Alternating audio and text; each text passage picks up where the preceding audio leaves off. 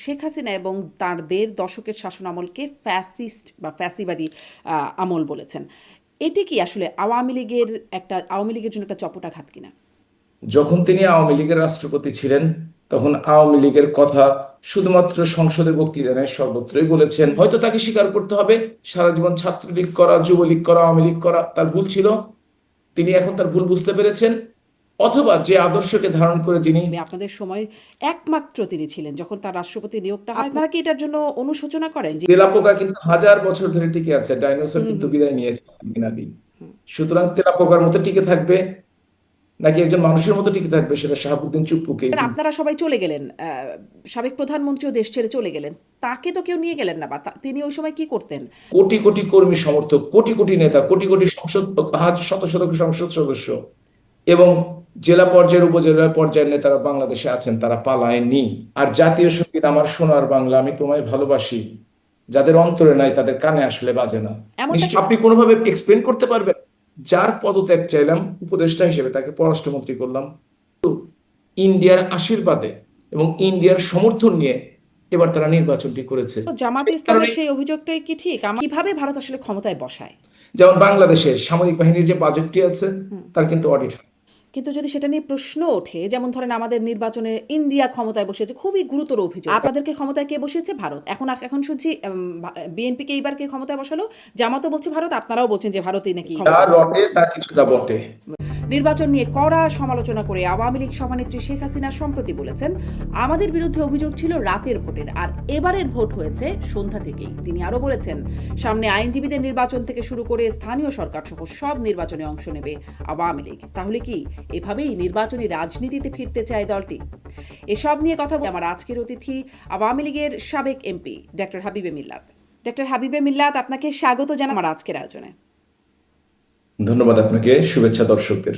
আপনাকেও অনেক ধন্যবাদ, আপনি সময় দিচ্ছেন। শুরু করবেও নিশ্চয়ই, এখন একটা বড় আলোচনার জায়গা হচ্ছে সংসদের প্রথম অধিবেশন, ত্রয়োদশ জাতীয় সংসদের প্রথম অধিবেশন। সেখানে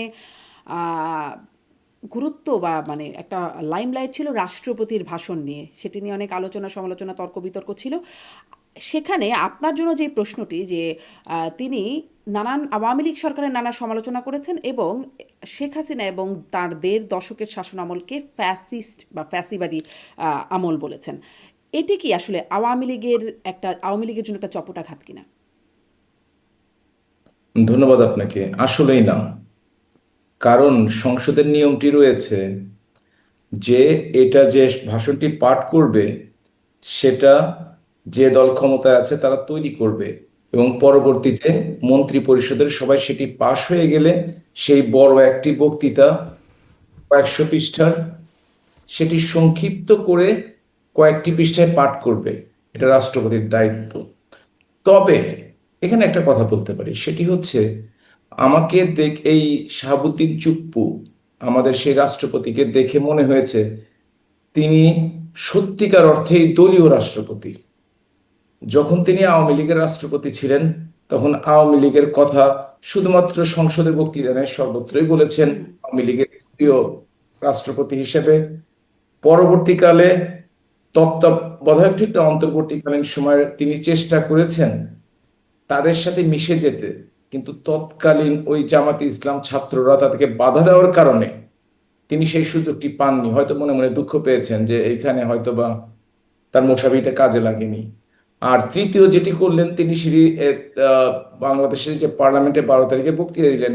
বিএনপি যেহেতু নিরঙ্কুশ সংখ্যাগরিষ্ঠ, সুতরাং বিএনপিকে সন্তুষ্ট করার জন্য তিনি বিএনপি লেখা বক্তৃতা পড়েছেন এবং এবং বিভিন্ন অনুষ্ঠানে দেখবেন বিএনপির পক্ষে কথা বলছেন, অর্থাৎ আপামস্তক তিনি যে শপথ নিয়েছেন রাষ্ট্রপতি হিসেবে সারা বাংলাদেশের জনগণের জন্য, সেটি না করে তিনি বিভিন্ন সময়ে বিভিন্ন দলকে সমর্থন করার চেষ্টা করছেন। এই যে একজন দলীয় ব্যক্তিকে, যিনি মানে এই ধরনের একজন ব্যক্তিকে আপনারা রাষ্ট্রপতি হিসেবে আপনাদের সময় একমাত্র তিনি ছিলেন যখন তার রাষ্ট্রপতি নিয়োগটা হয়, কোনো প্রতিদ্বন্দ্বিতাও ছিল না, তিনি একমাত্র ছিলেন, আপনারা মনোনয়ন দিয়েছেন, গ্রহণ করেছেন এবং রাষ্ট্রপতি আপনারাই তখন সংসদে ছিলেন, মেজরিটি করেছেন। আপনারা কি এটার জন্য অনুশোচনা করেন যে এরকম একজন ব্যক্তিকে আপনারা রাষ্ট্রপতি বানিয়েছেন?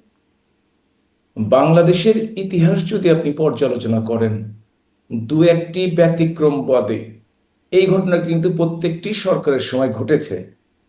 এবং এই কারণে বাংলাদেশ যে এখনো পূর্ণাঙ্গ গণতান্ত্রিক দেশ হিসেবে এখনো সফল হতে পারেনি হয়তো বা অন্যতম কারণ। মানে আপনি কিরকম দেখেছেন ঘটনা ঘটেছে? বিএনপির সময় হ্যাঁ, হ্যাঁ।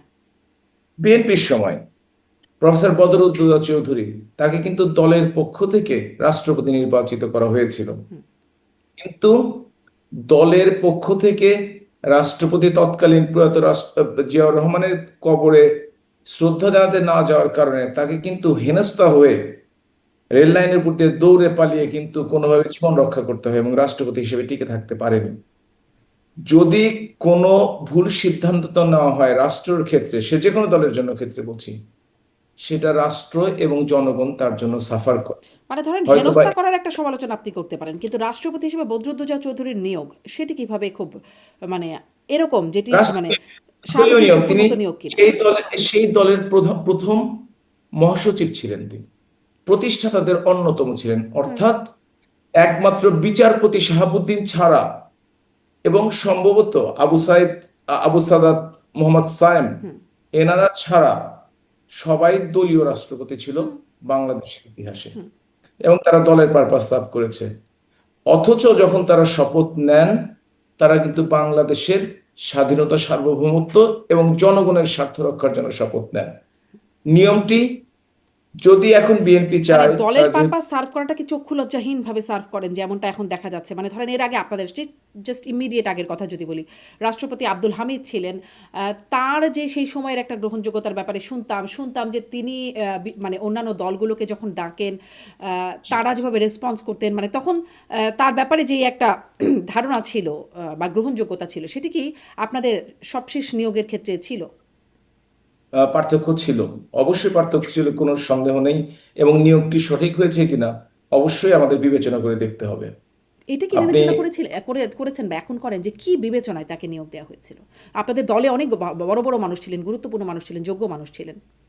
ব্যক্তিগতভাবে আমি আপনার সাথে একমত, কিন্তু এই সমস্ত সিদ্ধান্ত গ্রহণ যেহেতু আহ, দলের আমাদের মতো ছোটখাটো কর্মী দ্বারা হয় না, সুতরাং এ ব্যাপারে আমাদের এই প্রক্রিয়ায় অংশগ্রহণ করার কোনো সুযোগ নেই, ছিল না। সুতরাং সেটার ব্যাপারে আমরা আসলে নিজেদেরকে মনে মনে দোষারোপ করলেও কিন্তু বাস্তবে আসলে হুম, কারা আমরা হচ্ছি অংশগ্রহণ করেন? কারণ আপনিও সে সময় সংসদ সদস্য ছিলেন। সংসদ সদস্যদের ভোটেই তো হবার কথা। বাংলাদেশে এবারও যেটি হয়েছে, বা সংখ্যাগরিষ্ঠ দলের নেতা নেত্রীরা এবং যে প্রস্তাবনা সিদ্ধান্তগুলো নেন, সাধারণত দল বাংলাদেশের গণতন্ত্রের এই পর্যায়ে রয়েছে যে ফ্লোর ক্রস করার কোনো উপায় নেই। 70 অনুচ্ছেদ যেটি রয়েছে সেটিতে স্পষ্টভাবে লেখা আছে, দলের বিরুদ্ধে ভোট দিলে কিংবা দল থেকে পদত্যাগ করলে তো সাথে সাথে সংসদ সদস্য পদ বাতিল হইয়া যাইবে। এবং আর কোনো ক্যান্ডিডেট কিন্তু ছিল না, সেটাও আপনাকে খেয়াল করতে হবে। হুম, সুতরাং খেয়াল না করার জন্য, এর জন্য তো আসলে ভোটাভুটিরও প্রয়োজন হয়নি। হুম। তার মানে আসলে মানে বাংলাদেশের গণতন্ত্রের যে অবস্থা বলছেন, তাহলে দলের শীর্ষ নেতার কাছেই এরকম নিয়োগের দায়ভার বা ক্রেডিট সব যায়। ক্ষমতার দিক দিয়ে অবশ্যই দলের শীর্ষ নেতা সবচেয়ে বেশি ক্ষমতাশালী, এটা নিয়ে কোনো সন্দেহ নেই। এটা আওয়ামী লীগ এবং বিএনপির ক্ষেত্রে অবশ্যই এটা সত্য, অন্যান্য দলের মতোই। আচ্ছা, মানে এখন আসলে আপনাদের কি মনে হয় এই রাষ্ট্রপতির কি করা উচিত? তিনি কি রাষ্ট্রপতি? আমি আমি সেখানে আসতে চেয়েছিলাম আসলে। জি। আপনি যদি সাচ্চা দলীয় একজন রাষ্ট্রপতি হন, আপনার যদি কৃতজ্ঞতা বোধ থাকে, কোনো একটি দল আপনাকে দেশের জন্য রাষ্ট্রপতি হিসেবে মনোনয়ন দিয়ে আপনাকে সম্মানিত করেছে, হুম, আপনার উচিত ছিল যে আপনি যে কথাগুলো ইতিপূর্বে বলেছেন, বঙ্গবন্ধু শেখ মুজিবুর রহমানের কথা বলেছেন, এখন আপনি জিয়াউর রহমানকে সমপর্যায়ে নিয়ে আসার চেষ্টা করছেন বা কাছাকাছি নিয়ে আসার চেষ্টা করছেন। যদি তার মেরুদণ্ডটি সোজা থাকতো ব্যক্তি হিসেবে, তাহলে অবশ্যই তিনি বিএনপির সাথে কথা বলে বিএনপি থেকে উম, তাদের কথা অনুসারে তিনি পদত্যাগ করতে পারতেন, এখনো তিনি পারেন।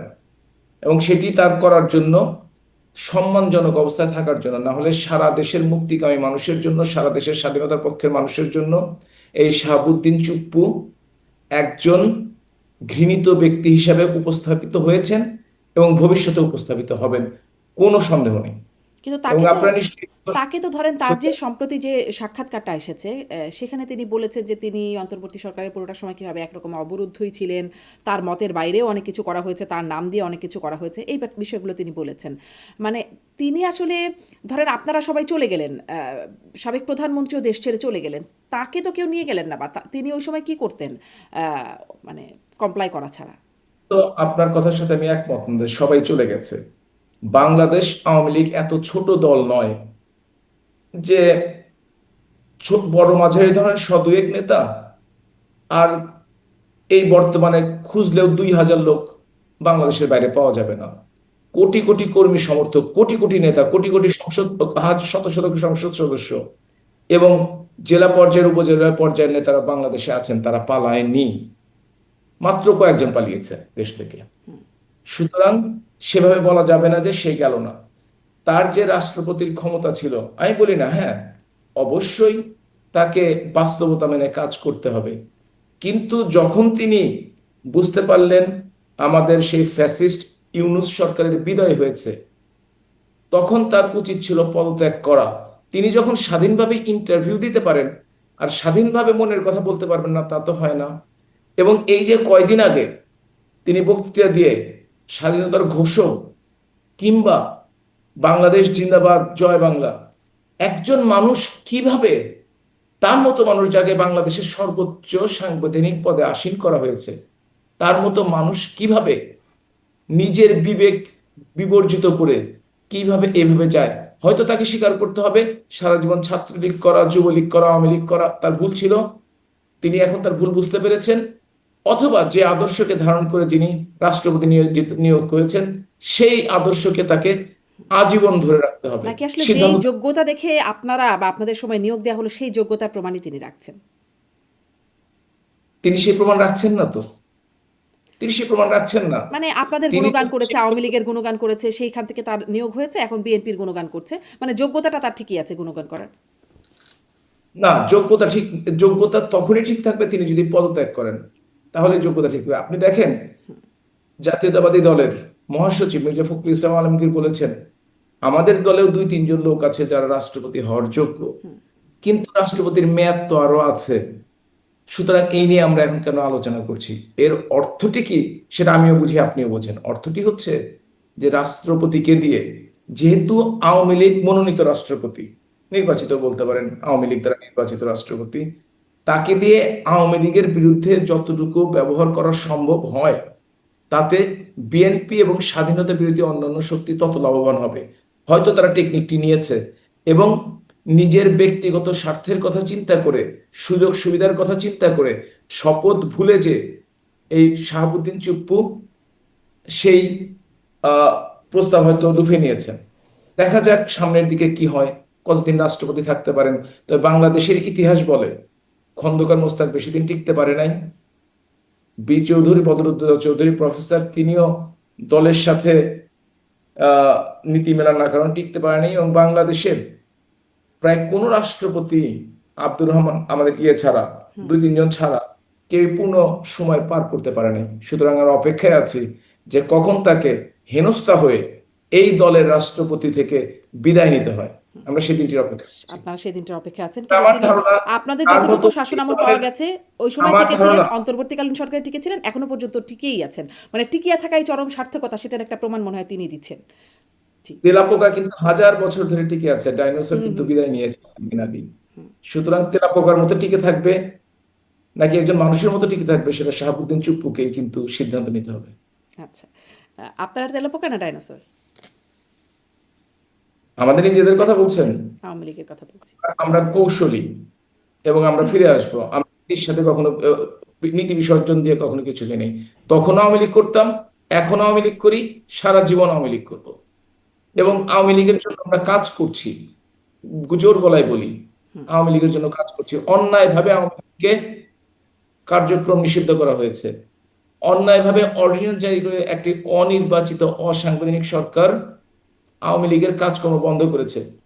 ইচ্ছা করলে আপনার কিছুটা শক্তি থাকলে আপনি গলা চেপে ধরতে পারেন, কিন্তু কোটি কোটি মানুষকে আপনি কখনোই থামিয়ে রাখতে পারবেন না। অপেক্ষা করেন, আওয়ামী লীগ অবশ্যই ফিরে আসবে।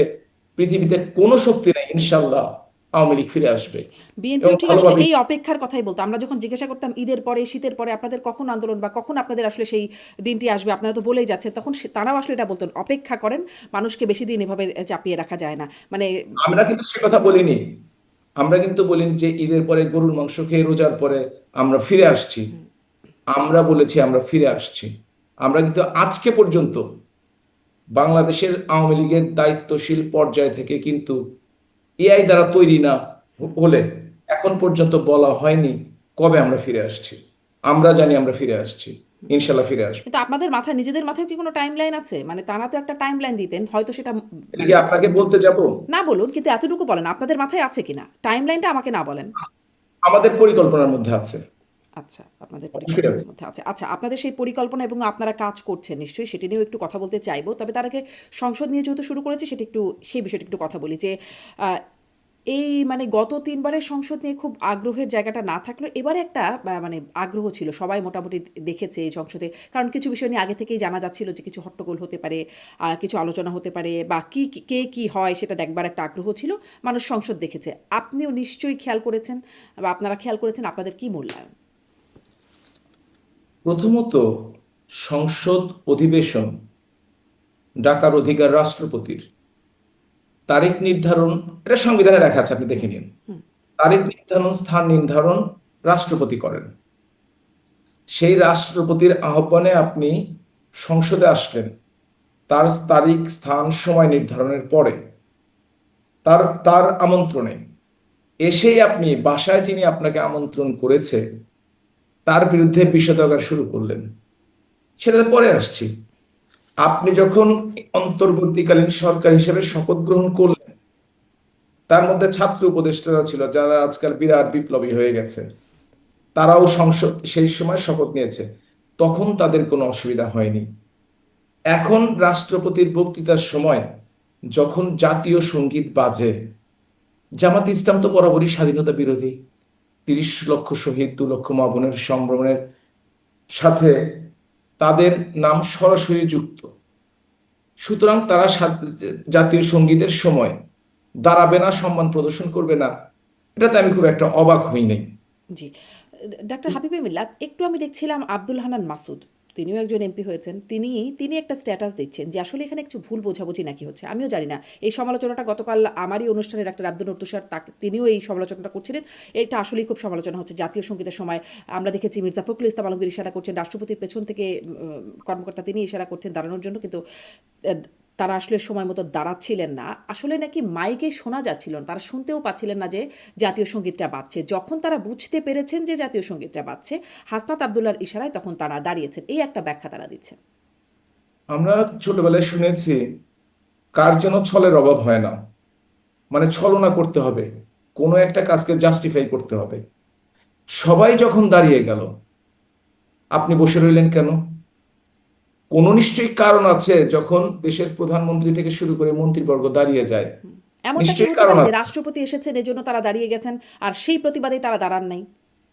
আপনি যদি খেয়াল করে দেখেন, সংসদে যাওয়ার অভিজ্ঞতা আমার আছে। জি, এজন্যই জিজ্ঞাসা। রাষ্ট্রপতি আসেন, রাষ্ট্রপতি বসেন, জাতীয় সঙ্গীত বাজতে থাকে। আর জাতীয় সঙ্গীত আমার সোনার বাংলা, আমি তোমায় ভালোবাসি, যাদের অন্তরে নাই তাদের কানে আসলে বাজে না। যদি যদি সরকার পক্ষ সেটা শুনতে পায়, বিরোধী পক্ষ কেন শুনতে পাবে না? এবং মাসুদ আবুল এই যে আপনি এনসিপির যে কথাগুলো বললেন, এনসিপি কারা? তারা তো এক্সটেনশন। এবং তাদেরকে কেন দলে নেওয়া হয়েছে? যাতে তারা যে কথাগুলো বলতে না পারে তাদেরকে দিয়ে বলিয়ে ব্যাপারটাকে হালাল করে নেওয়ার জন্য। সুতরাং জামাত ইসলাম দাঁড়ায় নাই, আব্দুল হান্নান মাসুদ স্ট্যাটাস দিলেন কেন? জামাতের আমির দিতে পারতো না? সংসদের বিরোধী দলের নেতা, এখন তার দায়িত্বের মধ্যে ছিল না? সে বাইরে যে সংবাদ সম্মেলন করলো, তখন তার কথা বলা উচিত ছিল যে আমরা ক্ষমা চাই, আমরা বুঝতে পারি নাই। বলার দরকার ছিল কিনা আব্দুল হান্নান মাসুদকে কেন জামাতের পক্ষে কথা বলতে হবে? সে তো হুইপও না, সে তো চিফ হুইপও না, সে তো বিরোধী দলের নেতাও না, উপনেতাও না।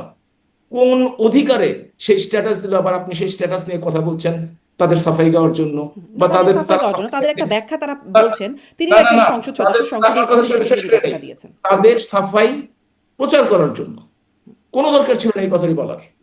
সে এত গুরুত্বপূর্ণ কিছু হয়ে যায় নাই যে তাহলে তার আবার আমার নামে ফেসবুকে। অনেক অভিযোগ যে আপনাদের কথা প্রচার করার জন্য আমি আপনাদেরকে নেই। আসলে সাফাই বা প্রচারের জন্য না। আমি কিছু তথ্য বা কারো মানে কথাগুলো কি সেগুলো প্রচার করা একটা নিশ্চয়ই আমাদের দায়িত্বের জায়গাটাও থাকে। আচ্ছা, কিন্তু সংসদকে যে আর দায়িত্বটি হ্যাঁ, ছলনা করে করা, যে দায়িত্বটি অন্যের অপরাধকে হালাল করার জন্য করা, সেটি না বলাই না, আসলে ভালো। হালাল করার জনগণ জন্য যদি বিদ্রোহী, হতো তাহলে তো আমি একাই বলতাম। আপনাকে প্রশ্নটা করতাম না। আপনি নিশ্চয়ই এটার একটা জনগণ ব্যাখ্যাও দেওয়ার সুযোগ পেয়েছেন। জনগণ বিভ্রান্ত হয়।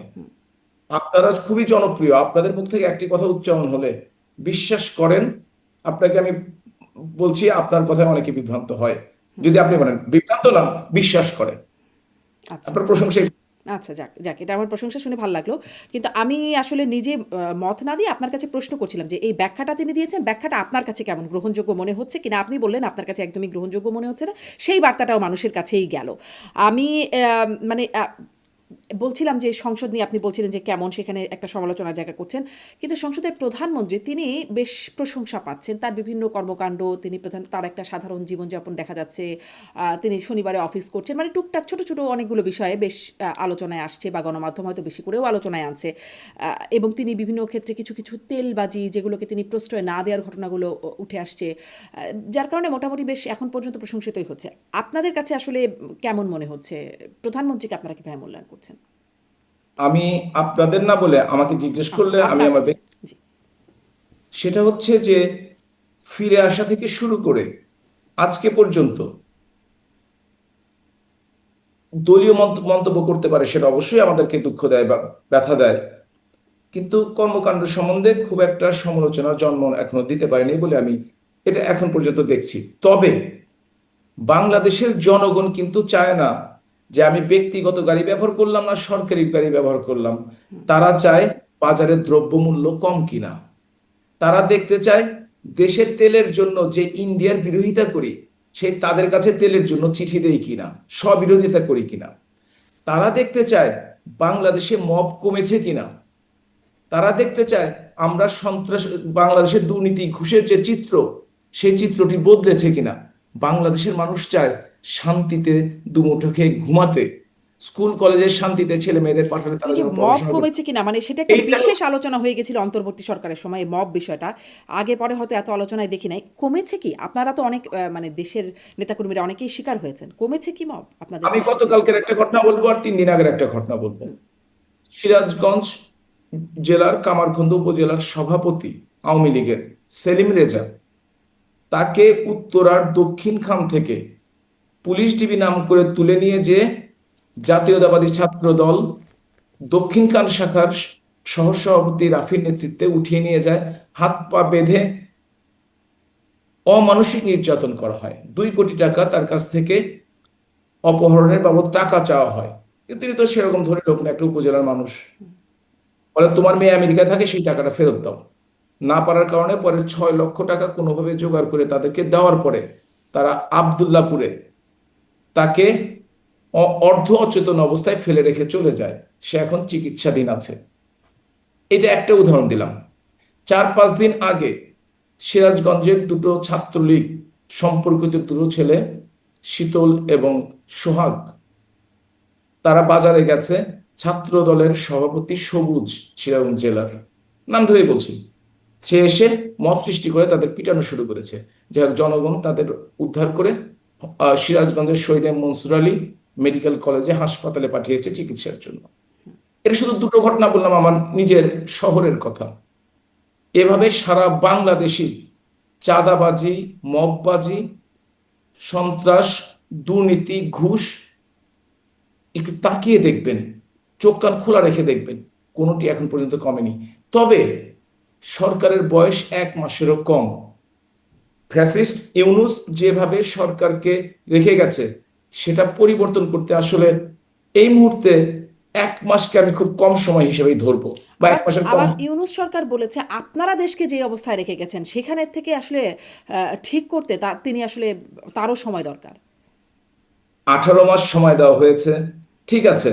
তার মধ্যে তিনি যদি তার উপর থেকে মামলাগুলো উঠিয়ে নিতে পারেন, তার গ্রামীণ ব্যাংকের শেয়ার জনগণের 25 ভাগ থেকে 15 ভাগ নিজের পক্ষে নিয়ে 10 ভাগ কমাতে পারেন, গ্রামীণ টেলিকমের সাথে তিনি যদি স্টারলিংকের কানেকশন করতে পারেন, তিনি যদি 666 কোটি টাকা গ্রামীণ থেকে মাফ করে নিতে পারেন, গ্রামীণ ব্যাংকের 5 বছরের জন্য তিনি যদি সুদ মকুব করতে, ট্যাক্স মকুব করতে পারেন, গ্রামীণ আদম ব্যাপারীদের ব্যবসার জন্য তিনি যদি একমাত্র লাইসেন্স দিতে পারেন, ইউনিভার্সিটির জন্য যদি একমাত্র লাইসেন্স দিতে পারেন, তিনি যদি নগদের মতো গ্রামীণের পকেট, আপনি যদি ডিজিটাল পকেট নিতে ওয়ালেট নিতে পারেন, তাহলে তার কাজগুলো করা উচিত ছিল। করার জন্য জনগণ তাকে ম্যান্ডেট দিয়েছিল। তিনি যখন ক্ষমতায় আসেন তখন আমরাও ভেবেছিলাম হয়তোবা দেশে অবস্থার পরিবর্তন হবে, কিন্তু দেশের আইন শৃঙ্খলা পরিস্থিতি, আপনি আমাদেরকে দোষ দেন, আমার মানে দোষ অবস্থা করার জন্য পরিবর্তন মানে আপনারা যে অবস্থা রেখে গেছিলেন সেখান থেকে ভালো হবে বলে আপনারাও আশা করেছিলেন। আমি ব্যক্তিগতভাবে আশা আচ্ছা। করেছিলাম, কিন্তু আমি দেখলাম 2 মাসের মধ্যেই তারা যে বিপুল জনপ্রিয়তা নিয়ে এসেছিল, জনপ্রিয়তার তলানিতে চলে গেছে। তাদের অব্যবস্থাপনা, অদূরদর্শিতা, বাংলাদেশের এই 55 বছরের ইতিহাসে এমন অথর্ব, অকর্মণ্য, অদূরদর্শী সরকার কখনোই আসেনি। আপনি দেখেন জুলাই চার্টার করলো একটা, কিন্তু জুলাই চার্টার করার জন্য যারা আহ, জীবন দিল তাদের একটা তালিকা পর্যন্ত করতে পারলো না। যারা আহত হলো তাদের একটা তালিকা আজকে পর্যন্ত নেই, এবং যে তালিকাগুলো আছে একটা মাঝে সরকারি মাঝে তালিকা হয়েছে 800 সামথিং এর একটা তালিকা নিহতদের। আমি দেখেছি হ্যাঁ, হ্যাঁ। তালিকাটা। এটা হচ্ছে director general of health services এর ওয়েবসাইটে আছে। আপনি যদি বিস্তারিত শুনতে চান বলতে পারি। সেখান থেকে প্রথম আলো এক ধাক্কায় 52 জনকে সরিয়ে দিয়েছে।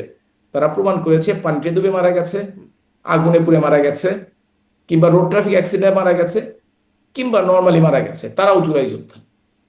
সে 834 জন থেকে প্রথমে বাদ দিয়ে দেন। আর আপনি যদি 6 তারিখে বাংলাদেশের প্রত্যেকটি জাতীয় পত্রিকা পড়েন, তাহলে দেখবেন এই মৃতের সংখ্যা সব মিলিয়ে 400 জনের কাছাকাছি।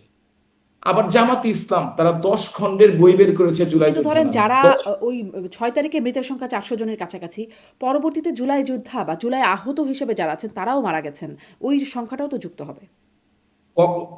কখনোই এমন কোন সংখ্যা মারা গেছে জানা যায়নি কিন্তু এখন পর্যন্ত। কারণ পত্রপত্রিকা আপনারাও নজর রাখেন, আমরাও নজর রাখি, মারা যায়নি। এবং আপনি যদি ওই ডিজিএইচএস এর আপনি যদি ওয়েবসাইটটি দেখে থাকেন, হাসবেন আপনি। কবে মারা গেছে, কি কারণে মারা গেছে, কোনো কিছু উল্লেখ নাই, শুধু নামের একটি তালিকা, ঠিকানা সহ আছে। এবং আপনি যদি জামাতে ইসলামীটা দেখে থাকেন, তাহলে দেখবেন তারা 10 খণ্ড বই বের করেছে। তারা আবার করেছে কি, 15ই জুলাই থেকে শুরু করে 31শে ডিসেম্বর পর্যন্ত টেনে নিয়ে গেছে তারা। সুতরাং, এবং আবার দেখলাম জাতিসংঘ, United Nations human rights commission, তারা বলেছে 1400। আমি ব্যক্তিগতভাবে তাদের অফিসে গিয়ে জিজ্ঞেস করেছি জেনেভাতে, where did you get this number? তারা বলেছে from a reliable sources. But আজকে পর্যন্ত রিলায়েবল সোর্স কি তারা লিস্ট প্রকাশ করতে পারেনি। আমি খুবই দুঃখিত, একজন মানুষ মারা গেল, আমি দুঃখিত, কিন্তু তার মানে সেই প্রকৃত 1400 জনের তালিকা আপনি দেখতে পারেন নাই? তাদের কাছে নেই, তারা শুনেছিল। তাদের কাছে কি কোনো তালিকা আছে? মানে তারা বলছে রিলায়েবল সোর্সে পেয়েছি, আমরা কাউকে দেখাতে পারবো না। কিন্তু এটা কখনোই হতে পারে না। আপনি একটা দলকে, একটা সরকারকে ব্লেম করবেন অথচ প্রমাণ করবেন না, তা তো হতে পারে না। তবে একটা কথা বলে রাখি, একজন মানুষ হত্যা হলেও অবশ্যই এটা দুঃখজনক এবং এটা কখনোই উচিত না। কিন্তু অন্তর্বর্তীকালীন সরকার যে ছাত্রদের দ্বারা নির্বাচিত হলো, তারা নিহত হলো, আহত হলো, তাদের একটা সঠিক তালিকা করতে পারলো না। এর চেয়ে বড় ব্যর্থতা আর কি থাকতে পারে? অন্যগুলো বাদই দিলাম, এটা প্রশ্ন জাতির কাছে। আচ্ছা, আপনি ব্যর্থতার কথা বলছেন। আমি শুনছিলাম সাবেক প্রধানমন্ত্রী শেখ হাসিনা তিনি অভিযোগ করছেন যত হত্যা হয়েছে সব খুনি ইউনূস আর জামাত বিএনপি। তিনি অভিযোগ করছেন, একবার না অনেকবার, বারবার করছেন। মানে এই অভিযোগটা মানে শুনতে আসলে কেমন লাগে? ক্ষমতায় ছিলেন তখন আপনারা, মানে শেখ হাসিনার সরকার ছিল ক্ষমতায়, দায়িত্বে ছিলেন তিনি, পুলিশ এটা আমার মনে যখন হয় গুলি করেছে সেটা আমরা দেখেছি। ব্রিগেডিয়ার শাখাওয়াত, তিনি যে সময় স্বরাষ্ট্র উপদেষ্টা ছিলেন, ওনাকে আপনার সুতায় এনে আগে নিয়ে এসছেন, আমি যত সম্ভব দেখেছি। আপনি এনে জিজ্ঞেস করুন, উনি ক্লিয়ারলি বলতে পারবেন, উনি ভালো করে বলতে পারবেন যে কিভাবে এই ধরনের লিথাল বুলেট যেগুলো আওয়ামী লীগ আর্মি ব্যবহার করে, সেগুলো সাধারণ মানুষের হাতে গেল।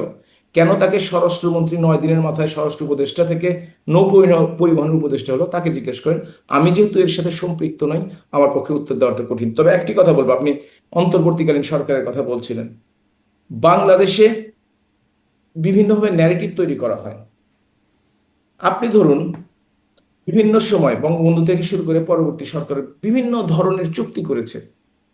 বিভিন্ন সময় গোলামীর চুক্তি, বিভিন্ন চুক্তি নাম দেওয়া হয়েছে, কিন্তু সেই চুক্তিগুলো বলবৎ থাকা অবস্থায়ও অন্তর্বর্তীকালীন, এ তো জনগণের ভোটে নির্বাচিত না, তারা তো বলেছে যে তারা বিপ্লবী ভাবে তারা বলে, আমরা বলি না।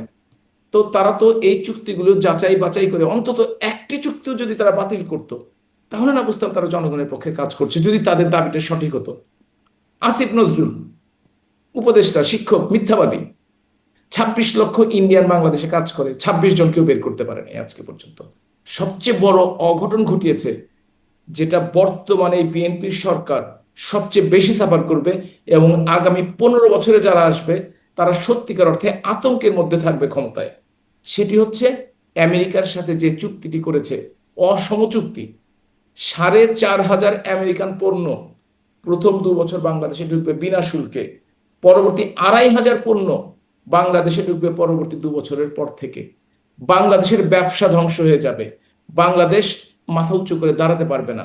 বাংলাদেশের কৃষি প্রধান দেশ, সেই খাদ্য, সেই কৃষি উপকরণ আমেরিকার সাথে চুক্তি করে আনতে হবে। বাংলাদেশের সেই অবস্থা নাই।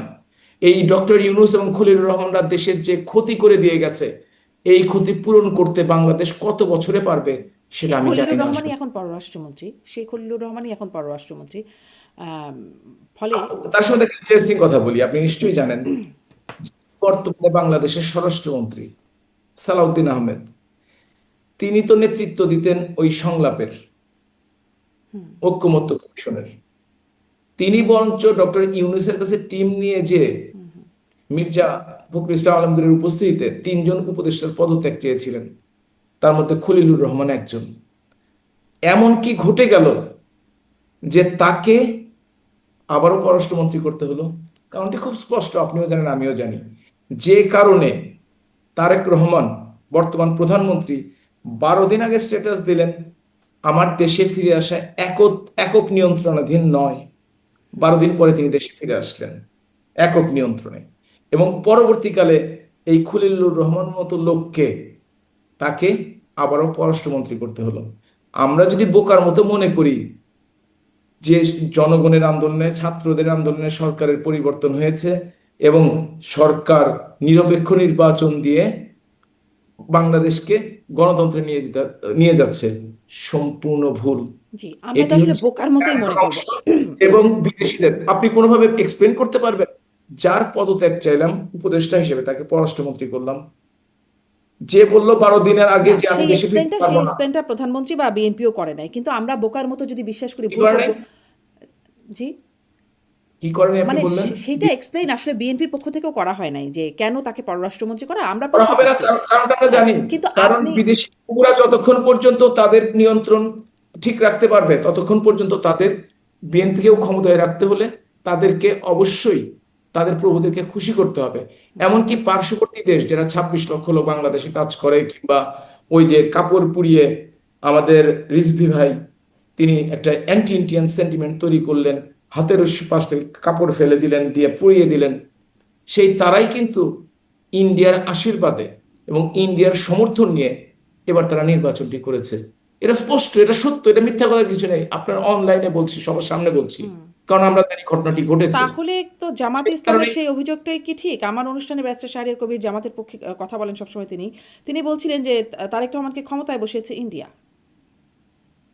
তার কথা যদি আংশিক সত্য হয়ে থাকে, বাকি আংশিক হচ্ছে জামাতের আমির শফিকুর রহমান বলেছে, আমরা ভারতের সাথে সম্পর্ক উন্নয়ন করতে চাই। নির্বাচনের কয়েকদিন আগেও বলেছে, নির্বাচনের আগের দিনও বলেছে, এবং তারা বলেছে আমরা পরস্পরের সহযোগিতার মাধ্যমে এগিয়ে যেতে চাই। তারাও নিশ্চয়ই কম্প্রোমাইজ করেছে, তারাও যোগাযোগ করেছে। আসলে পার্শ্ববর্তী বড় দেশ কিন্তু থাকলে, ডক্টর হাবিবি মিল্লাত, এই প্রশ্নটা আমি সব সময় শুনেছি, মানে আমরা শুনেছি যে এই যে ভারত আপনাদেরও ক্ষমতায় বসায়, বিএনপিকে ক্ষমতায় বসায়, ক্ষমতায় বসার জন্য জামাতও কথা বলে নাকি, কিন্তু কিভাবে ভারত আসলে ক্ষমতায় বসায়? কিভাবে বসায়? আপনি জানেন আমরা বিভিন্ন কারণে, ভারত নয় বিভিন্ন দেশের উপর নির্ভরশীল, আমরা কিন্তু নিজেরা স্বয়ংসম্পূর্ণ নই। এবং আপনি যখন দেখবেন কোনো একটি, এইটা নিজেদের টেকনিক, এইটা এইভাবে জনসমক্ষে বুঝলেও বলাটা সম্ভব নয় আসলে, এবং সেটা বলা উচিত নয়। কিন্তু একটা কথা বলতে পারবো যে বিভিন্ন ধরনের সংস্থা থাকে, তারা বিভিন্ন মেকানিজম করে হয়তোবা তারা আহ, কাউকে কাউকে আহ, প্রভাবিত করে নির্বাচনের ফলাফলটা বের করে আনেন। এমনকি জামাতও কিন্তু বলেছে যে তারা 50টি না, জামাতের আমিরের সিটে যে 50টি কেন্দ্রে তারা এগিয়ে ছিল, পরবর্তীকালে ফল প্রকাশে দেরি হয় এবং ফল পরিবর্তন হয়ে যায়। এনসিপির আহ্বায়ক নাহিদ নাহিদ ইসলাম সম্বন্ধে একই কথা, বর্তমান প্রধানমন্ত্রী সম্বন্ধে জামাতও একই কমপ্লেন করেছে। এবং নির্বাচন সম্বন্ধে, নির্বাচন তো আসলে সত্যি কথা অন্যবারের চেয়ে কম মানুষ মারা গেছে, অন্যবারের চেয়ে আপেক্ষিকভাবে দেখা গেছে যে নির্বাচন শান্তিপূর্ণ। কিন্তু একটি ব্যাপার দেখা গেছে যেটা স্পষ্ট সত্য, যে নির্বাচন জোর করে কাউকে, কোনো দলকে নির্বাচন বাংলাদেশ আওয়ামী লীগকে বাইরে রাখা হয়েছে, কোনো কোনো দল পরিবেশ না থাকার কোনো অংশগ্রহণ করতে পারে নাই, এটা তো সত্য কথা। এবং নির্বাচনের ফলাফল যদি আপনি দেখে থাকেন তাহলে দেখবেন নির্বাচনে জামাতে ইসলাম সর্বোচ্চ 18টি আসন পেয়েছিল, এবার তারা এককভাবে 68টি আসন পেয়েছে এবং সকলে মিলে তারা 78টি আসন পেয়েছে। বাংলাদেশের সংসদের 1/4 বেশি, তাদের ভোটের সংখ্যা কাস্টিং ভোটের 31 ভাগ। অর্থাৎ এই ভোটগুলো, এবং বিএনপি যে বাকি ভোটগুলো পেল, অন্য দল তো তেমন ভোট টোট পায় নাই কিছু, এই ভোটগুলো কোথা থেকে আসলো সেদিকে যদি আপনি একটু নজর দেন তাহলেই বুঝতে পারবেন ক্ষমতায় আসার মেকানিজমটা কেমন। এবং কোথাও কোথাও 244 ভাগ ভোটও পড়েছে, সেটাও আপনি জানেন সেটা। এবং বাংলাদেশের না, ইতিহাসে এই সেটি হচ্ছে প্রথম। একটা বিজনেস স্ট্যান্ডার্ডের মনে একটা রিপোর্টের কথা বলছেন যে ওটা গণভোট সম্পর্কিত একটা আমি বিষয়। আমি আমি কথাটা শেষ করে নেই। অবশ্যই রিপোর্টের কথা বলছি এবং সেটা সত্য, সেটাও বলছি, সাথে সাথে এটাও বলছি এই নির্বাচন কমিশনই 2বার ভোটের সংখ্যা কমিয়েছে। গত সপ্তাহে 10 লক্ষেরও বেশি ভোট কমিয়েছে সংখ্যার দিক দিয়ে। এটা কি কখনো সম্ভব কোন এটি একটা নির্বাচন? সমালোচনার জায়গা, কিন্তু ওইটা একটু আমি বলি, ওই তথ্যটা আমার আমার অনুষ্ঠানে সাবেক প্রেস সচিব, প্রধান উপদেষ্টার প্রেস সচিব, তিনি বলেছেন যে আসলে সংখ্যাটা তার লিখতে সঙ্গে আলোচনা না করে টাইপিং মিস্টেক ছিল, আসলে 244%। ডক্টর ইউনূসের পরে যদি কেউ ঘৃণিত ব্যক্তি হয়ে থাকে সে হচ্ছে ওই শফিকুর রহমান, তার নামটা উচ্চারণ করতে ঘৃণা লাগে। এত একজন জঘন্য ব্যক্তিকে প্রেস সচিব হিসেবে নিয়োগ দিয়ে শফিকুল ডক্টর আলম। ইউনূসের জনপ্রিয়তা, শফিকুল আলম নাকি জি, ইসলাম নামও শফিকুর জানি না রহমান ঠিক হচ্ছে মতো। জামায়াতের আমির। ও সরি, না শফিকুর, তার নাম কি? শফিকুল আলম। আসলে ডাস্টবিন শফিক বলতে সবাই বলে তো সেটাই মনে থাকে। তো যাই হোক, তো তার মতো লোককে দিয়ে ডক্টর ইউনূস এবং তার সরকারের যে জনপ্রিয়তা দ্রুত ধস নেমেছে, তারা আসলে সেটা বুঝতে পারেনি। এখন তো সে, দেখা যাক। তো সে কি বললো আসলে তার কথা আলোচনা করাটা ঠিক হবে না, কারণ সারা বাংলাদেশে আমার মনে হয় সবচেয়ে ঘৃণিত ব্যক্তি সেই এখন ডাস্টবিন শফিক। জি। তার নিয়ে আমি আলোচনা করতে আচ্ছা, আগ্রহী না। আলোচনা না করেন আপনি, কিন্তু ওই যে সংস্থা, মেকানিজম, বিষয়গুলো কিছু কিছু ভেগ ওয়ার্ডের মধ্যে চলে গেল। আমি ডিপ স্টেট এই শব্দগুলো যখন আসে আমি জিজ্ঞাসা করি, কেউই আসলে খুব স্পষ্ট করেন না যে এটা কি। মানে আমি এমনকি জামাতের কাছেও জিজ্ঞাসা করেছি ডিপ স্টেট কারা, আমি আসলে খুব স্পষ্ট হই না। এই মেকানিজম ইত্যাদি এই ধরনের শব্দই শুনতে পাই। ফলে আপনি যদি ব্যক্তিগতভাবে জিজ্ঞেস করেন আপনাকে সব বুঝিয়ে দেব, কিন্তু সবকিছু সবার সামনে বলা সম্ভব নয়। এটা কি বলা সম্ভব? সবার সামনে বললে কি হয়? মানে বলে যদি ফেলেন তাহলে বলতে হবেটা কি? আপনাকে যে অবশ্যই কি হবে সেটা বড় ব্যাপার না, সবকিছু প্রকাশ্যে বলতে হয় না। যেমন বাংলাদেশের সামরিক বাহিনীর যে বাজেটটি আছে তার কিন্তু অডিট হয়, এবং সেটি কিন্তু পার্লামেন্ট থেকে পাশ হয়ে কোথায় গেল, কিভাবে খরচ হলো, কেউ খোঁজ রাখতে পারে না। আপনি যদি বলেন কেন অডিট হয় না, নিয়মের মধ্যে পড়ে, শালীনতার মধ্যে পড়ে, সেই শালীনতাই আমি রাখছি এখানে। আচ্ছা, কিন্তু যদি সেটা নিয়ে প্রশ্ন ওঠে, যেমন ধরেন আমাদের নির্বাচনে ইন্ডিয়া ক্ষমতায় বসেছে, খুবই গুরুতর অভিযোগ, তখন তো প্রশ্ন উঠবেই। ধরেন যদি এখন আপনি বলেন যে ক্যান্টনমেন্টের সেই বাজেটের খুবই মিসইউজ হচ্ছে, অনেক দুর্নীতি হচ্ছে, তখন তো প্রশ্ন উঠবেই কেন অডিট হয় না। মানে যদি খারাপ কিছু আজকে হয় তো তখনই না প্রশ্ন উঠবে, না, খারাপ কিছু হলে তখন তো আর প্রশ্ন হবে। শালীনতার খারাপ মধ্যে পড়বে না। জি। খারাপ হয় কিনা সেটা আপনি জানবো কিভাবে, যেটা খোঁজই জানি না। আজকে পর্যন্ত কেউ প্রশ্ন উঠায়নি তো, বাংলাদেশ 55 বছর বয়স হয়ে গেল, যে এই বাজেটটি কোথায় কিভাবে খরচ হচ্ছে? কেউ তো প্রশ্ন উঠায়নি। আপনিও তো উঠাননি। আপনি আজকে প্রশ্ন উঠান, আপনি একটা শো করেন, টাকাগুলো গেল কোথায় জানতে চাই, বাংলার জনগণ জানতে চাই, আপনি জনপ্রিয় হয়ে যাবেন, খুবই জনপ্রিয় হবেন। আচ্ছা, আপনি হয়তো প্রশ্নটা উঠিয়ে ভবিষ্যতে গেলেন। আপনি হয়তো প্রশ্ন ভবিষ্যতে জামাতে ইসলাম যদি কোনো মহিলা নির্বাচন করার চেষ্টা করে আপনাকে নিয়ে আসতেও পারে, জামাতে ইসলাম এই প্রশ্ন করতেও করলে। পারে। হ্যাঁ, মানে এই ধরনের প্রশ্ন করে মানে একটা জনপ্রিয়তা অর্জন করলে, হ্যাঁ, মানে যদিও মহিলাদের দিবে না। প্রশ্নটা আপনি করেছেন। জনপ্রিয়তাটা আপনার প্রাপ্য, আমি তো করি নাই। আপনি করেছেন, তবে প্রশ্নটা আমি নিলাম। যদি প্রশ্নটার উত্তর পাওয়া যায়, আমি যদি কারো কাছ থেকে পেতে পারি, নিশ্চয়ই আমি সেটা জানবার জন্য খুবই আগ্রহী হব। মানে এটা যে শুধু বাংলাদেশ তা কিন্তু নয়, শুধু যে বাংলাদেশে তা কিন্তু নয়, জি। এটা বিভিন্ন দেশে একটা খরচ থাকে যে খরচ সম্বন্ধে প্রশ্ন করা হয় না। এটা রাষ্ট্রের নিরাপত্তার খাতিরে, সেটাও আপনাকে বলে দিলাম। ও, তাহলে এটা তো শুধু একটা বাংলাদেশে ভালো ব্যাখ্যা আছেই যে কেন প্রশ্নটা করা হয় না। করা হয় না। হ্যাঁ, এবং নির্বাচনের ক্ষেত্রে ওই ওই একই ব্যাখ্যা, শুধু বাংলাদেশের ঘটনাটা ঘটেনি, আমাদের মতো দেশে এই মানে ভারত ঘটনাগুলো কিভাবে ঘটে। ক্ষমতায় বসাচ্ছে, এটা শালীনতার কারণে, ভদ্রতার কারণে জিজ্ঞাসা করা যায়। Not only Bharat, not only Bharat, যেখানে যে সুবিধা পায়, সেটা আমেরিকা হতে পারে, চীন হতে পারে, রাশিয়া হতে পারে, যে যেখানে সুবিধাটি পায়। সুতরাং সেইভাবে শুধুমাত্র একটি দেশকে তো দোষারোপ করা যাবে আচ্ছা, না। বা মানে কিন্তু ওই দেশের প্রতি সবসময় বেশি দোষারোপটা থাকে। যেমন আপনাদেরকে ক্ষমতায় কে বসিয়েছে? ভারত। এখন শুনছি বিএনপিকে এইবার কে ক্ষমতায় বসালো? জামাতও বলছে ভারত, আপনারাও বলছেন যে ভারতই নাকি তাদের আশীর্বাদে আসলে যা ক্ষমতায়। রটে তা কিছুটা বটে। আচ্ছা, যা রটে তার কিছুটা বটে।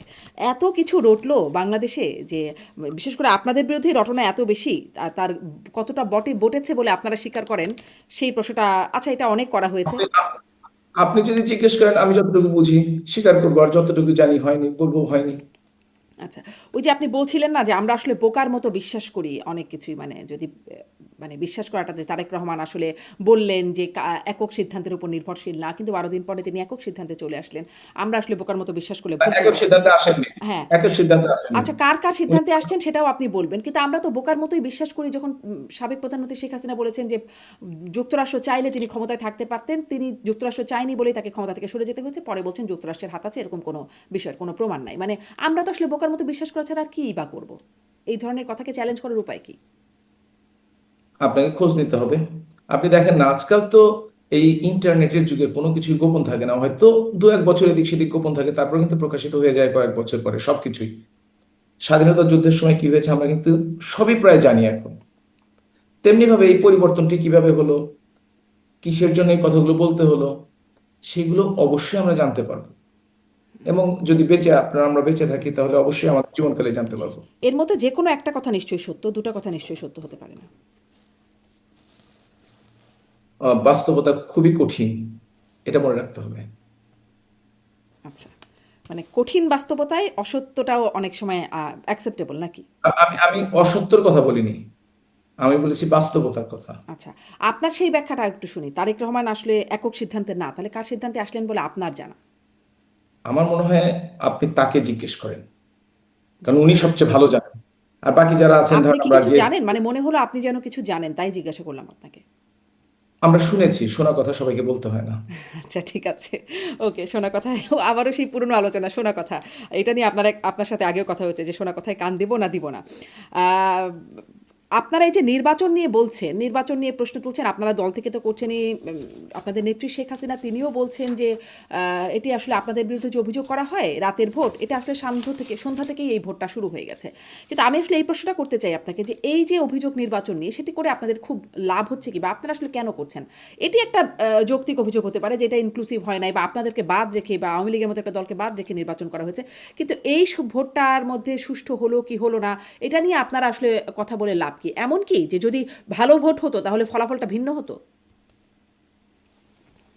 ফলাফল নিয়ে মন্তব্য করা আসলেই কঠিন। কিন্তু আপনি দেখেন, বিএনপি আগে 147টি অভিযোগ করেছে, জামাত করেছে 29টি, এনসিপি 27টি। এবং আপনি যদি আজকে কোর্টে যান, দেখবেন বিএনপির পক্ষ থেকে প্রায় 15টি নির্বাচনে কারচুপির অভিযোগে মামলা করা হচ্ছে।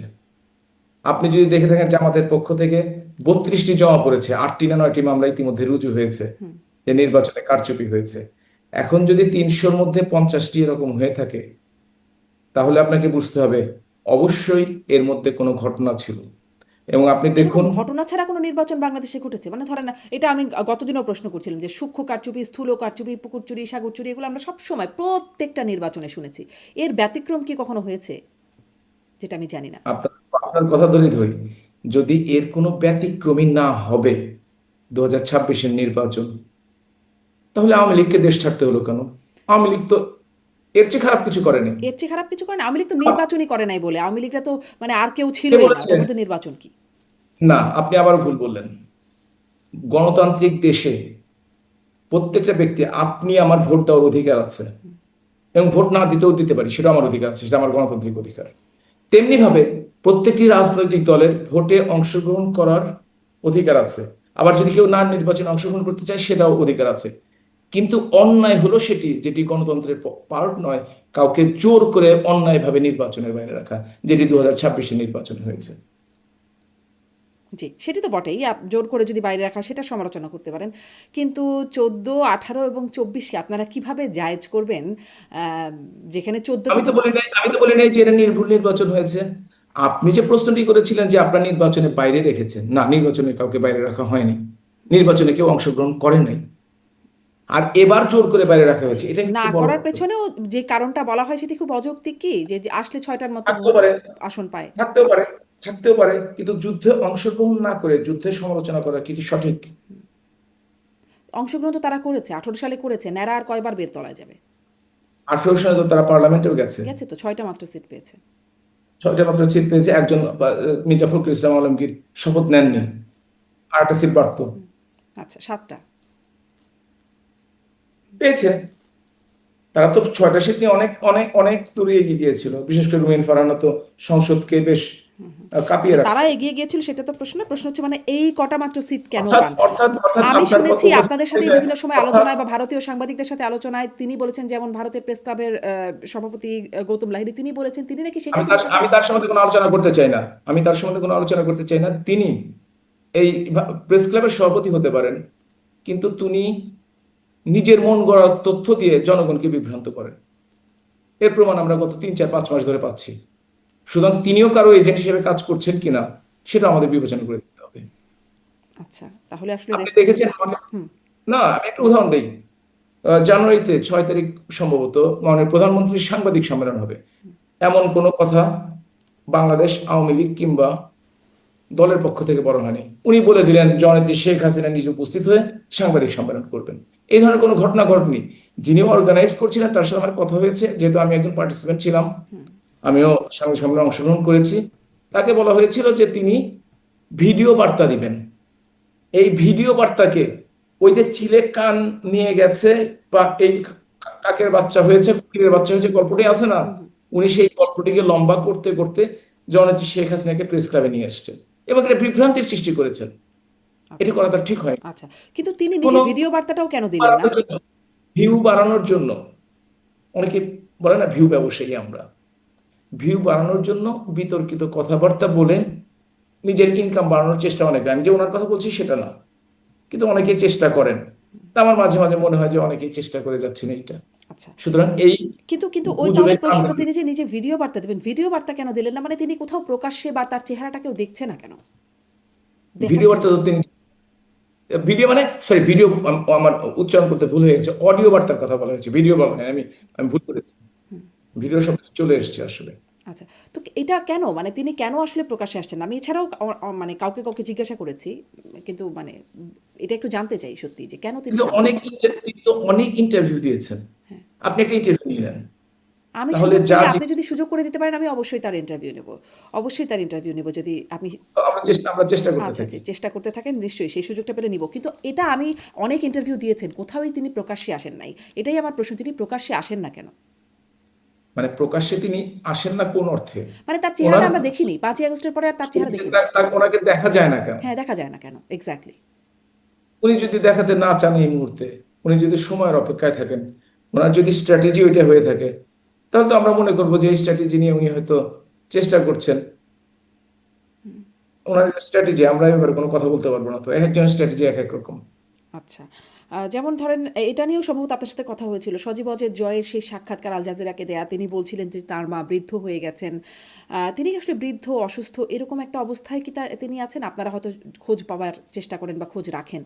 এজন্যই প্রশ্নটা আপনার কাছে। মানুষের বয়স হলে বৃদ্ধ বলা যেতে পারে, এটা তো হয়তো সেই অর্থে তিনি বলেছেন। পরবর্তী কিন্তু তিনি বলেছিলেন যে এল্ডারলি শব্দটা ব্যবহার করেছিলেন। প্রথমে ওল্ড ব্যবহার করে এল্ডারলি ব্যবহার করেছিলেন, নাম্বার ওয়ান। আর নাম্বার টু হচ্ছে শারীরিক এবং মানসিকভাবে তিনি হয়তো বা আমাদের চেয়ে ভালো আছেন। সর্বশেষ খবর বললাম যে তিনি হয়তো আমাদের চেয়ে ভালো আছেন। আচ্ছা। সুতরাং তাকে নিয়ে এত দুশ্চিন্তা করার দরকার নেই। ওই যে ছোটবেলায় শুনেছিলাম না যে শকুন নাকি দোয়া করে যে কখন গরু মারা যাবে।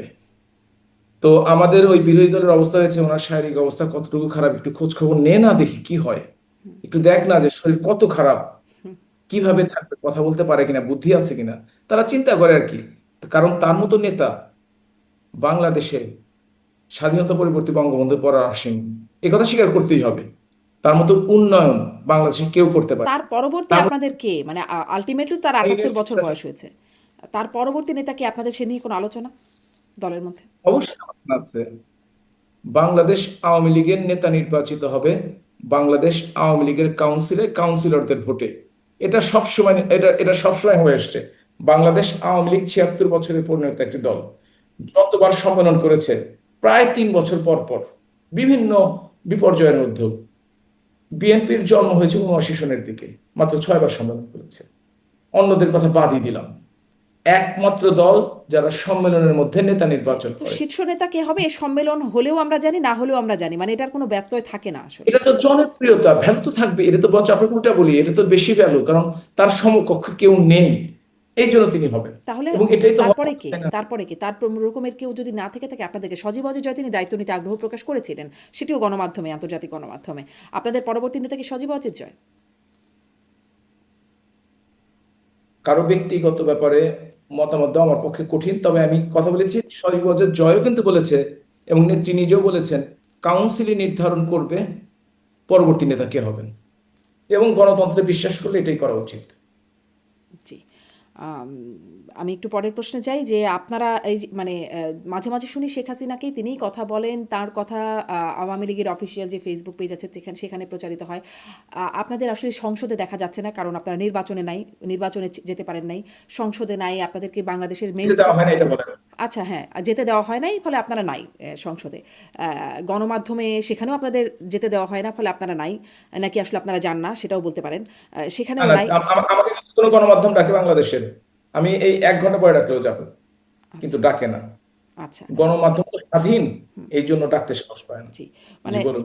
আবার রাজপথেও আপনাদের খুব একটা সাড়া শব্দ দেখা যায় না। মানে সেখানেও তো থাকতে দেয়া হয় না। মানে কিছুতেই না। আপনাদের কোথাওই কিছু করতে দেয়া হচ্ছে না। তাহলে আপনারা আসলে কোথায়?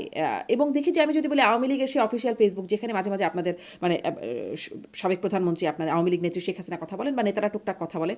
সেখানেও ফলোয়ার মাত্র 4.3 মিলিয়ন। মানে একজন সিঙ্গেল ব্যক্তিরও অনেকের এর চেয়ে অনেক বেশি ফলোয়ার্স থাকে। আপনারা আসলে মানুষের মধ্যে পৌঁছাচ্ছেন কি করে? নাকি out of sight, out of mind বা চোখের আড়াল, মনের আড়াল হয়ে যাওয়ার একটা জায়গায় চলে আসছেন? প্রথমভাবে আপনার বলি, আওয়ামী লীগের পেজের ফলোয়ার 4.3 মিলিয়ন। অনেকের এর চেয়ে বেশি আপনি বলেছেন, কথাটা অনেকেরই সত্য। হুম। কিন্তু তারা কিভাবে তাদের ফলোয়ার বের করেছেন আমি জানি না। সেদিন দেখলাম আমার কাছে বিজ্ঞাপন এসছে যে 499 টাকা দিলে আপনাকে 10,000 ফলোয়ার দেওয়া হবে, 700 টাকা দিলে আপনাকে 20,000 ফলোয়ার দেওয়া হবে। তো আমার প্রশ্নটা রইলো আর কি আপনাদের কাছে, যে কে কিভাবে ফলোয়ার বৃদ্ধি করে, কে কিভাবে নিজের দাম বাড়ায়। আরেকটি কথা চিন্তা করে দেখতে হবে, যদিও বাংলাদেশে ডিজিটাল পদ্ধতি আওয়ামী লীগের প্রবর্তন করেছে, কিন্তু আওয়ামী লীগের মানুষ সত্যিকার অর্থে খেটে খাওয়া মানুষ। গরিব রিক্সাওয়ালা, ভ্যান চালক, কৃষক, শ্রমিক, তারা হয়তোবা ইন্টারনেট সম্বন্ধে না, ফেসবুক ব্যবহার করতে পারে, ইন্টারনেটে ভিডিও, ইউটিউবে সিনেমাও দেখতে পারে, কিন্তু ইন্টারনেট ইউজ করে না। এবং আপনি দেখবেন বাংলাদেশ আওয়ামী লীগের ভোট কিন্তু গ্রাম অঞ্চলে বেশি শহরের চেয়ে। এটা হয়তো একটা কারণ হতে পারে। আর তরুণদের মধ্যে বাংলাদেশে কি কম? কারণ তরুণদের মধ্যে কিন্তু আমি গ্রামে শহরে আমি ইন্টারনেট একটা কথা ব্যবহারের বলি, প্রবণতা সবচেয়ে বেশি। বাংলাদেশ কোন পার্টির, আপনার কাছে প্রশ্ন যে কোন পার্টির ফলোয়ার সবচেয়ে বেশি, আপনি বলতে পারবেন? না, আমি আসলে এটা হিসাব করে দেখি নাই। কবে আমিও হিসাব করিনি, তবে বিএনপির সাথে দেখবেন তাহলে বুঝতে এই দলটির সাথে করলে বোঝা যাবে। মানে ধরেন আমি এই কারণে আপনাদের ফলোয়ারের কথা বললাম। ফলোয়ারে আসলে খুব ব্যাপার না। কিন্তু যদি ধরেন আপনারা রাজপথে থাকতেন, গণমাধ্যমে থাকতেন, সংসদে বা নির্বাচনে কোথাও থাকতেন, তাহলে হয়তো এই প্রশ্নটাই আসতো না। আমি প্রশ্নটার উদ্দেশ্য হচ্ছে চোখের আড়াল হলে মনের আড়াল হচ্ছেন কিনা, আপনারা অপ্রাসঙ্গিক হয়ে যাচ্ছেন কিনা, মানে কোথাও আলোচনায় থাকছেন না, এরকম একটা অবস্থায় চলে যাচ্ছেন কিনা, এটা আমার প্রশ্ন ছিল। আপনারা জোর করে নির্বাচনে অংশগ্রহণ করতে দেওয়া হয়নি, জোর করে গণমাধ্যমে যেতে দেওয়া হচ্ছে না। রাজপথে মিছিল করতে বাধা দেওয়া হচ্ছে, এ কথা ঠিক। এবং মিছিলগুলো যে খুব বড় হচ্ছে না, সেটাও ঠিক, আপনার কথা ঠিক। কিন্তু আওয়ামী লীগ যে সংগঠিত হচ্ছে, আওয়ামী লীগ আপনি দেখেন, আমি তুলনা করব না, তুলনা করা ঠিক না জামাতে ইসলামের সাথে। জামাতে ইসলাম কিন্তু কোনোদিন বিগত 15-20 বছরে কোনো বড় ধরনের সমাবেশ করেনি, এইটা অন্তর্বর্তীকালীন সরকারের আগ পর্যন্ত। কিন্তু পরবর্তীকালে হঠাৎ করে রাজপথে তারা নেমে পড়লো। তারা ওই যে গুপ্ত ছিল, বিভিন্ন সময় আপনাদের মধ্যে লুক্কায়িত ছিল। না, আমাদের মধ্যে তারা চলে এসেছিল। হুম, আমাদের সেটাই, ছাত্রলীগে তাদের সেটাই। জেজ করে সেটা দেখেন। হ্যাঁ, সেটার কথাই বলছি। তা আমরা যে ভিতরে ভিতরে সংগঠিত হচ্ছি না, এটাই বা আপনারা কিভাবে জানবেন? মানে আপনারাও কি এখন এমনভাবে বিএনপি জামাতের মধ্যে কোথাও মানে লুকিয়ে লুকিয়ে সংগঠিত হচ্ছেন? কথাটা ঠিক না, তাদেরকে আমরা লুকাতে বাধ্য করিনি। বিএনপির রেজিস্ট্রেশন কোনোদিন বাতিল করা হয় নাই, সুতরাং জামাতের করা তাদের হয়েছে। গুপ্ত করা। হ্যাঁ, জামাতের করা হয়েছিল।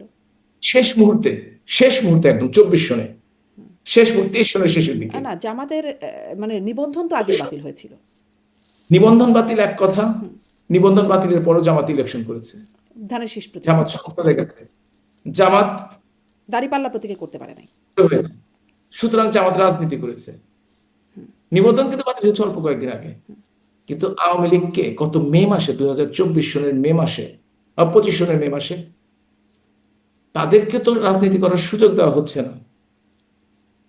তারপরও চেষ্টা করছে। হ্যাঁ, যতটুকু দেখার কথা ছিল আমরা স্বীকার করি, ব্যর্থতা আছে, সংগঠিত হচ্ছে যত দ্রুত হওয়া দরকার ছিল। কিন্তু একটা কথা মনে রাখবেন, বাংলাদেশে আওয়ামী লীগকে যেভাবে দেশ ছাড়তে হয়েছে, আপনি যদি ইরাকের কথা চিন্তা করেন, সিরিয়ার কথা চিন্তা করেন, এবং বর্তমান ইরানের কথাও চিন্তা করেন, তাদেরও কিন্তু দেশ ছাড়তে হয়েছে। কিন্তু 2 মাসের মাথায় রাজপথে সেই দলের সমর্থনে মিছিল হয়েছে, 5 জনের হোক, 10 জনের হোক, 20 জনের হোক, সেটা কিন্তু বাংলাদেশে হয়েছে। ইরাক, সিরিয়া, লিবিয়া, ইরান এসব দেশে কিন্তু হয়নি, হয়েছে 5 বছর 10 বছর পরে। কিন্তু আওয়ামী লীগ কিন্তু রাজপথে, এমনকি 15ই আগস্ট মাত্র 5 তারিখের 9 দিন পরে সেখানে কিন্তু ফুল দিতে গেছে বঙ্গবন্ধুর জাদুঘরে, স্মৃতিতে শ্রদ্ধা জানানো। সুতরাং একটা কথা খেয়াল রাখবেন, অন্য দেশে অন্যভাবে যে যেভাবে চিন্তা করুক না কেন, আওয়ামী লীগ ফিরে আসবে এবং জনপ্রিয়তা নিয়ে ফিরে আসবে। তার মধ্যে একটা উদ্যোগের কথা আমি শুনছিলাম, সাবেক প্রধানমন্ত্রী তার একটা ভয়েস ক্লিপ এরকম, সেখানে আমি শুনছিলাম যে এরপর থেকে যত নির্বাচন হবে, সেটি আইনজীবীদের নির্বাচন হোক বা ইউনিয়ন পরিষদের নির্বাচন হোক, সব নির্বাচনে আওয়ামী লীগের নেতাকর্মীরা অংশগ্রহণ করবে এবং দরকার হলে কোনো সামাজিক সংগঠনের নামে হলেও এই অংশগ্রহণটা করবে। মানে তাই যদি হয়, তাহলে জাতীয় নির্বাচনে এভাবে করে কেন অংশগ্রহণ করলো না আওয়ামী লীগ? বড় একটা পার্থক্য আছে জাতীয় সংসদ নির্বাচনের সাথে স্থানীয় নির্বাচনের। স্থানীয় সরকারের নির্বাচন এখন থেকে প্রতীকবিহীন হবে, কিন্তু জাতীয় সংসদ নির্বাচন প্রতীক দিয়ে হয়, দলীয় প্রতীকে। কিন্তু আপনারা স্বতন্ত্রও করতে পারতেন। কেউ কেউ স্বতন্ত্র করতে পারে, কিন্তু দলীয় প্রতীকে হয়। এবং দলীয় প্রতীকে বাংলাদেশ বা পার্শ্ববর্তী দেশগুলো যদি ইতিহাস দেখে থাকেন, দলীয় প্রতীক ছাড়া নির্বাচনে অংশগ্রহণ করা যেতে পারে, কিন্তু নির্বাচনে ফলপ্রসূ হওয়া সম্ভব হয় না, বিশেষ করে বাংলাদেশের রাজনীতিতে। আপনি দেখেন, স্থানীয় সরকার নির্বাচনে কোনো প্রতীক থাকবে না, সুতরাং কোনো পার্টির প্রতীক থাকবে না, সুতরাং যে কেউ অংশগ্রহণ করতে পারে। এবং আমরা নিজেরাও প্রস্তুতি নিচ্ছি আমাদের দলের নেতা কর্মীদের দিয়ে, যাতে যে নির্বাচনই আসুক না কেন, আমরা সেই নির্বাচনে যাতে আমাদের ছোট এলাকার মানুষজন নির্বাচনে অংশগ্রহণ করতে পারে, সেই চেষ্টা আমরা করছি। এবং সেভাবেই দেখবেন, যদি জনগণ ভোট দেওয়ার সুযোগ পায়, তাহলে দেখবেন জনপ্রতিনিধিদের কি অবস্থা হয়, বিশেষ করে স্থানীয় সরকারে। আমরা অপেক্ষায় থাকছি, প্রস্তুতি নিচ্ছি এবং পরিকল্পনা করছি। দেখা যাক আপনাদের অপেক্ষা, প্রস্তুতি এবং পরিকল্পনা কোন দিকে গড়ায়, তখন আপনার সাথে কথা হবে। অনেক ধন্যবাদ ডক্টর হাবিব।